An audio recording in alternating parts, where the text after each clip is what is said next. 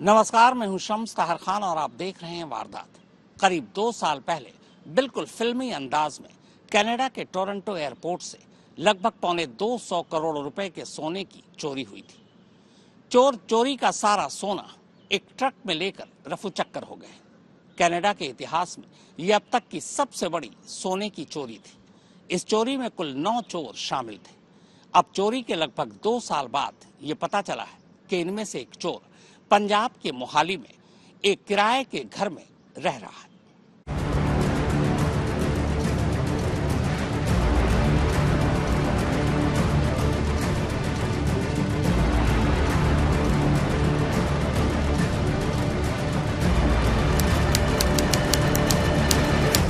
सत्रह अप्रैल 2023 शाम 5:56 स्विट्जरलैंड की राजधानी ज्यूरिख से उड़ान भरकर एयर कनाडा का एक कार्गो प्लेन कनाडा के टोरंटो हवाई अड्डे पर लैंड करता है। इस प्लेन में स्विट्जरलैंड की ही एक मेटल रिफाइनिंग कंपनी के 6,600 सोने की ईंटें और 1.9 मिलियन कैनेडियन डॉलर की करेंसी भरी है, जिन्हें वैंकूवर के बुलियन एंड करेंसी एक्सचेंज तक पहुंचाया जाना है। 6,600 गोल्ड बार यानी सोने की ईंटों का वजन 900 पाउंड यानी लगभग 400 किलो है और खुले बाजार में इसकी कीमत करीब 20 मिलियन कैनेडियन डॉलर यानी करीब 122 करोड़ रुपए के आसपास आंकी गई है।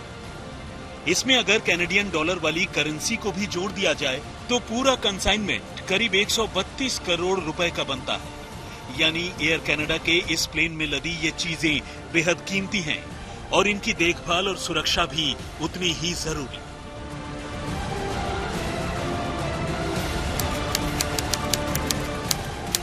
करीब 3 घंटे बाद शाम 6:32 सफेद रंग का एक बॉक्स ट्रक एयर कनाडा के उसी वेयरहाउस यानी गोदाम में पहुंचता है जहां एयर कनाडा के उस कार्गो प्लेन से उतारा गया वो कीमती शिपमेंट रखा गया है। ट्रक के ड्राइवर के पास एक एयरवे बिल मौजूद है जिसमें ज्यूरिख से आई उस शिपमेंट का ब्यौरा दर्ज है। वेयरहाउस में मौजूद लोगों को वो अपना बिल थमाता है और बताता है कि ज्यूरिख से भेजे गए उस शिपमेंट में दुनिया के बेहतरीन किस्म का सी फूड यानी फाइनेस्ट अटलांटिक सोलोमन मछलियां भरी हैं, जिन्हें उसे आगे डिलीवर करना है। वेयरहाउस में मौजूद कर्मचारियों को दूर दूर तक शिपमेंट के अंदर मौजूद साजो सामान के बारे में कोई जानकारी नहीं। वो ड्राइवर के पास मौजूद एयरवे बिल के साथ बाकी दस्तावेजों का मिलान करते हैं और ज्यूरिख से आए उस शिपमेंट को ड्राइवर के हवाले कर देते हैं। यानी ज्यूरिख से आया सोने की ईंटों और करेंसी वाला वो शिपमेंट मछलियों के धोखे में सफेद रंग के उस बॉक्स ट्रक में लोड कर दिया जाता है और अगले ही पल वेयरहाउस से निकलकर तमाम चेक नाकों को क्रॉस करता हुआ वो ट्रक बाहर की दुनिया में गुम हो जाता है। करीब और 3 घंटे बाद रात 9:30 इस कहानी में असली ट्विस्ट तब आता है जब ज्यूरिख से भेजे गए उस शिपमेंट को रिसीव करने के लिए ब्रिंग सिक्योरिटी नाम की एक कंपनी का बख्तरबंद ट्रक एयर कनाडा के उसी वेयरहाउस में पहुंचता है। बख्तरबंद ट्रक का वेयरहाउस में पहुंचना लाजमी भी है क्योंकि ज्यूरिख की वो शिपमेंट है ही काफी कीमती।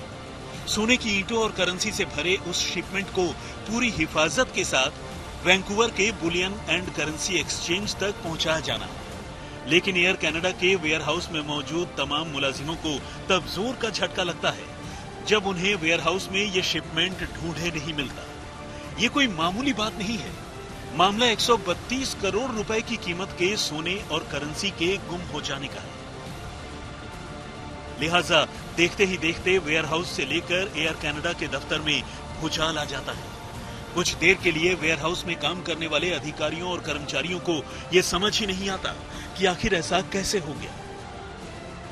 लेकिन फिर जल्द ही उन्हें यह एहसास हो जाता है कि असल में उनके साथ सफेद बॉक्स ट्रक के उस ड्राइवर ने ऐसा खेल कर दिया है जो बहुत भारी पड़ने वाला है।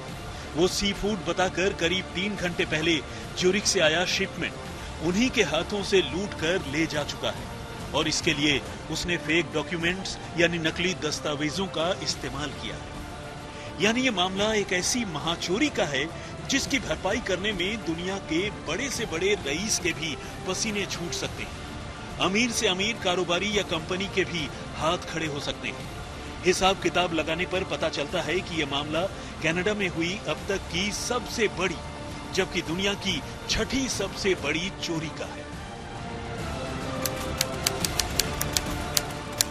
करीब 5 घंटे बाद रात 2:43 आनन फानन में कनाडा की पील पुलिस को इस महाचोरी की खबर दी जाती है और इसी के साथ कनाडा की पुलिस मामले की जांच शुरू कर देती है। शुरुआती तफ्तीश के बाद पुलिस उस सफेद बॉक्स को लोकेट करने और चोरों को पकड़ने के लिए एक ऑपरेशन की शुरुआत करती है, जिसे नाम दिया जाता है प्रोजेक्ट 24 कैरेट। और पुलिस की तफ्तीश की शुरुआत सीसीटीवी कैमरों से ही होती है। पुलिस एयरपोर्ट के वेयरहाउस से निकलने के बाद आगे बढ़ने वाले तमाम रास्तों की सीसीटीवी कैमरों की स्कैनिंग शुरू करती है। लेकिन ये काम कोई आसान काम नहीं है, क्योंकि हाईवे पर फोकस्ड सीसीटीवी कैमरों की तादाद बहुत ज्यादा नहीं है और जिन मकानों या दुकानों में हाईवे की तरफ सीसीटीवी कैमरे लगे भी हैं, उनमें भी उस सफेद ट्रक की सिर्फ एक झलक ही दिखाई दे सकती है। लेकिन तमाम मुश्किलों के बावजूद पुलिस की तफ्तीश जारी रहती है। खासकर जहां जहां हाईवे से दूसरी सड़कें जुड़ती हैं या इंटरसेक्शंस हैं, वहां पुलिस का काम और मुश्किल हो जाता है, क्योंकि ऐसे हर इंटरसेक्शन पर पुलिस को यह देखना पड़ता है कि ट्रक कहीं हाईवे से उतरकर किसी दूसरे रास्ते में गायब तो नहीं हो गया। और आखिरकार वही होता है जिस बात का डर था। करीब 20 मील तक उस सफेद बॉक्स ट्रक का सीसीटीवी के जरिए पीछा करने में कामयाब रहने के बाद एक इंटरसेक्शन से वो ट्रक कैमरे की नजर से ओझल यानी गायब हो जाता। लेकिन ये तो तफ्तीश का सिर्फ एक पहलू भर है। दूसरे बिंदुओं की जांच करने पर कनाडा पुलिस को ये पता चलता है कि इस मामले में भारतीय मूल के एयर कनाडा का एक पूर्व मैनेजर शामिल है, जो इस चोरी के बाद अपने अफसरों को वेयरहाउस के अंदर लेकर गया था। पुलिस को पता चला कि अप्रैल में हुई इस चोरी के कुछ समय बाद अपने काम से रिजाइन करने के बाद वो दुबई होते हुए भारत वापस लौट चुका है। उसकी पहचान 31 साल के सिमरनप्रीत पनेसर के तौर पर हुई है। कनाडा के इतिहास की इस सबसे बड़ी सोने की चोरी के करीब 2 साल बाद इस कहानी में अचानक एक नया ट्विस्ट आया है। चोरी के मास्टरमाइंड में से एक सिमरनप्रीत पनेसर के कनाडा से भागने के बाद इसी महीने मोहाली में छुपने की खबर आई। दरअसल इस राज का खुलासा इस एक तस्वीर से हुआ। ये वही सिमरनप्रीत पनेसर है। इस वक्त मोहाली में अपने घर के बाहर खड़ा है। मोहाली के सेक्टर 79 में यही उसका किराए का घर है, जहां वो अपनी बीवी के साथ छुप कर रह रहा है। चूंकि कनाडाई अथॉरिटी ने इस बाबत भारत सरकार को जानकारी दी थी और ये सूचना भी थी कि चोरी के सोने का एक बड़ा हिस्सा सिमरनप्रीत पनेसर के जरिए भारत भेजा गया है, लिहाजा 21 फरवरी को ईडी ने भी इस मामले में एक केस दर्ज करते हुए सिमरनप्रीत के इस घर पर छापा मारा। हालांकि सिमरनप्रीत को अभी गिरफ्तार नहीं किया गया है। अगर वो गिरफ्तार हो भी जाता है तो पहले सोने की तस्करी के मामले में उस पर भारत में मुकदमा चलेगा। कनाडा के प्रधानमंत्री जस्टिन ट्रूडो के हालिया कुछ बयान के बाद से वैसे भी भारत और कनाडा के बीच रिश्ते ठीक नहीं हैं। हालांकि दोनों देशों के बीच प्रत्यर्पण संधि तो है, लेकिन मौजूदा हालात को देखते हुए उम्मीद कम ही है कि भारत सिमरनप्रीत को कनाडा को सौंपेगा। फिलहाल इस पूरे मामले में कुल 9 लोगों के नामों का खुलासा हुआ है। इस खुलासे की शुरुआत चोरी के 5 महीने बाद 2 सितंबर 2023 को तब हुआ जब अमेरिका के पेंसिल्वेनिया में अमेरिकी पुलिस ने ट्रैफिक नियमों के उल्लंघन के सिलसिले में डोरंटे किंग मैकलिन को गिरफ्तार किया। मैकलिन उस गाड़ी का ड्राइवर था जिस ट्रक में सोना चोरी कर ले जाया गया था। धीरे धीरे पुलिस को इस चोरी में शामिल दूसरे किरदारों के बारे में भी जानकारी मिलने लगती है। लेकिन इस केस का असली ब्रेक थ्रू करीब 5 महीने बाद यानी 2 सितंबर 2023 को तब आता है जब अमेरिका के पेंसिल्वेनिया में पुलिस 25 साल के एक नौजवान को एक मामूली ट्रैफिक नियम के उल्लंघन के मामले में सड़क पर पूछताछ के लिए रोकती है। लेकिन पेंसिल्वेनिया के फ्रैंकलिन काउंटी के पास रोके गए इस नौजवान से पूछताछ करने और उसकी गाड़ी की तलाशी लेने पर पुलिस भौचक्की रह जाती है। जब उसकी रेंटल कार से पुलिस को 65 अलग अलग किस्म के गन यानी बंदूकें हाथ लगती हैं। और तो और पुलिस को ऐसे 2 फुल्ली ऑटोमेटिक हैंडगन भी मिलते हैं जिन्हें मॉडिफाई करके मशीन गन का रूप दिया जा चुका है। जाहिर है ये हथियारों की तस्करी का एक सनसनीखेज मामला है, जिसका खुलासा महज एक ट्रैफिक नियम तोड़ने के इत्तेफाक से ही हो गया है। पुलिस को पता चलता है कि यह आदमी दरअसल अमेरिका और कनाडा के दरमियान हथियारों की तस्करी के रैकेट से जुड़ा है।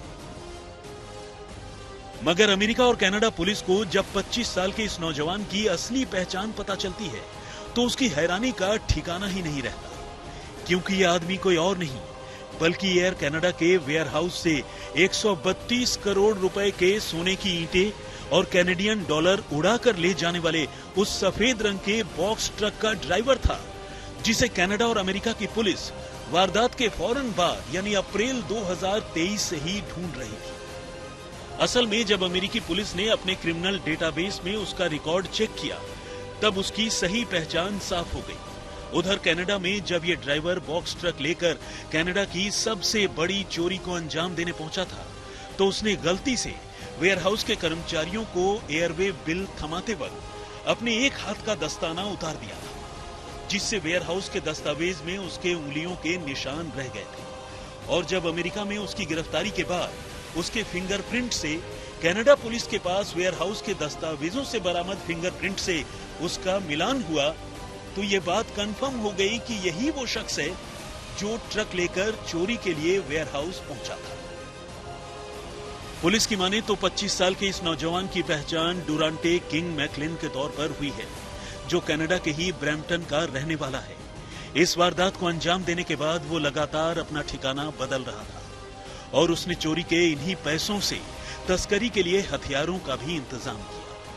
इन हथियारों को उसे तस्करी कर अमेरिका से कनाडा ले जाना था। पुलिस के मुताबिक वेयरहाउस में हुई उस चोरी के साथ साथ हथियारों की तस्करी के खेल में डुरांटे किंग मैकलिन के साथ प्रसाद परमालिंगम नाम का एक भारतीय मूल का आदमी भी शामिल है, जिन्हें पुलिस ने चोरी के साथ साथ आर्म्स स्मगलिंग के केस में भी नामजद किया है। जुर्म के किसी भी मामले में आमतौर पर पुलिस के लिए एक सिरा पकड़ने भर की देर होती है, उसके बाद तो मामले अपने आप खुलते चले जाते हैं। इस मामले की तफ्तीश का हाल भी फिलहाल कुछ ऐसा ही है। पुलिस ने अब तक इस सिलसिले में कुल 6 लोगों को गिरफ्तार किया है, जिनमें से 5 कनाडा से ही पकड़े गए हैं, जबकि अमेरिका से इस मामले की सबसे अहम कड़ी यानी उस सफेद बॉक्स ट्रक के ड्राइवर को अमेरिकी पुलिस ने पकड़ा है। कहानी का एक अफसोसनाक पहलू यह भी है कि गिरफ्तार 6 लोगों में 2 भारतीय मूल के हैं, जिनमें एक 54 साल का परमपाल सिद्धू जबकि 40 साल का अमित जलोटा शामिल है। परमपाल सिद्धू जहां एयर कनाडा का पूर्व कर्मचारी रह चुका है, वहीं अमित जलोटा उसका जानकार है। जाहिर है दुनिया की इस छठी सबसे बड़ी चोरी में इनसाइडर यानी घर के भेदियों का बड़ा रोल है। मामले की तफ्तीश करने वाले अफसरों की माने तो एयर कनाडा के मुलाजिमों की मिलीभगत के बगैर ऐसी और इतनी बड़ी वारदात को अंजाम देना नामुमकिन सी बात थी। गिरफ्तार बाकी लोगों में एक ज्वेलरी स्टोर का मालिक अली रजा, उसका साथी अम्माद चौधरी और भारतीय मूल का 35 साल की उम्र का एक और शख्स प्रसाद परमालिंगम भी शामिल है। आज तक ब्यूरो। कनाडा पुलिस पिछले 2 सालों से सोने की चोरी के इस मामले की जांच कर रही है। चोरी करने वाले कुछ चोर पुलिस के शिकंजे में भी है, लेकिन अब भी चोरी का सारा सोना बरामद नहीं हुआ है। कनाडा की पुलिस को शक है कि या तो ये सोना दुबई या फिर भारत स्मगल कर दिया गया है, या फिर बहुत मुमकिन है कि तमाम सोने को कनाडा में ही गला दिया गया है। दरअसल चोरी के इस सोने पर एक खास मार्क था। अब बात चुराए गए 6,600 सोने की ईंटों की। तो पुलिस की माने तो करीब साल भर पहले एयर कनाडा के वेयरहाउस से चुराई गई उन सोने की ईंटों में से ज्यादातर ईंटों को चोरों ने पिघला दिया है ताकि उन्हें बाजार में बेचना मुमकिन हो सके। असल में ज्यूरिख से भिजवाई गई सोने की सारी ईंटों पर सीरियल नंबर छपे हुए थे, जिन्हें खुले बाजार में बेचना नामुमकिन था। ऐसे में चोरों ने अपना दिमाग लगाया और ईंटों को पिघलाना शुरू कर दिया। फिलहाल पुलिस को ज्यादा तो नहीं, लेकिन उन पिघलाए गए सोने की ईंटों से बने सिर्फ 6 ब्रेसलेट हाथ लगे हैं, जिनकी कीमत करीब 89,000 कैनेडियन डॉलर यानी 53 लाख रुपए बताई जाती है। यानी अब भी 399 किलो सोने का कोई अता पता नहीं है। इसके अलावा पुलिस को एक ऐसे ज्वेलर और उसकी ज्वेलरी शॉप का पता चला है जहां इन ईंटों को गलाने का काम किया गया। पुलिस ने इस काम में इस्तेमाल किए गए कुछ साजो सामान भी बरामद किए हैं।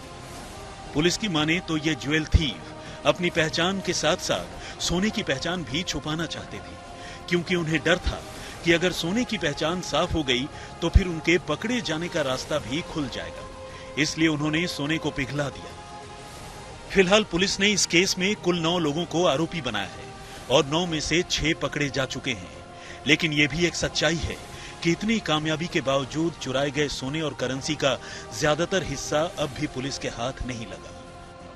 उधर कुछ आरोपियों से पूछताछ करने के बाद एक दिलचस्प बात सामने आई है और वो बात है इस महाचोरी को अंजाम देने के आइडिया की। पुलिस की माने तो आरोपियों ने ये माना है कि इस चोरी को नेटफ्लिक्स के मशहूर सीरीज मनी हाइट्स को देखकर उन्होंने अंजाम दिया। यानी इस सीरीज को देखकर ही इन चोरों ने इस वारदात को अंजाम देने का आइडिया चुराया।